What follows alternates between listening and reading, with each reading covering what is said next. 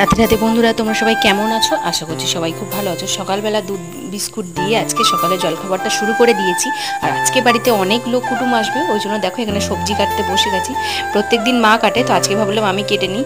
আর তারপর সেন্টার থেকে ভাত দিয়েছিল, ওটাই একটু খেয়ে নিলাম। আলু সিদ্ধ ডিম সিদ্ধ দিয়ে ভাত খাওয়ার পর কী কী সবজি কেটেছি চলো তোমাদেরকে এক ঝলক করে দেখিয়ে দিই। সব সবজি কাটার পর এখানে ডাল সিদ্ধ বসিয়ে দিয়েছি। আর এদিকে দেখো একটা উনুনে ভাত হচ্ছে। আর এতটা গরম পড়েছে, আমাকে দেখে তোমরা বুঝতেই পারছো। তারপর এখানে দেখো মাংসের জন্য আলুটা ভেজে নিয়েছি, আর এদিকে মাসিও একটু মাছের ঝালটা করে নিচ্ছে। তারপর মাংসটা রান্না করে নিয়ে এদিকে মারাও অন্য কাজে ব্যস্ত আছে। তারপর আমি তো এখানে শাড়িটা চেঞ্জ করে নিয়েছি। মাসিরা আমাকে নতুন করে আবার একবার স্বাদ খাওয়াবে বলে সব কিছু আয়োজন করেছে, তাই এত কিছু রান্না বান্না করে দিয়েছে। আর এখানে দেখো আমি প্রদীপ তুলেছিলাম, যেটা আর কি মাসির ইচ্ছা ছিল যে করানোর, তাই জন্য ওটা হলো। আর লাস্টে শিলটা মাসিই তুলেছে। তো আজকের মতো এতটুকুই ব্লগ। কেমন লাগলো জানিও। টাটা।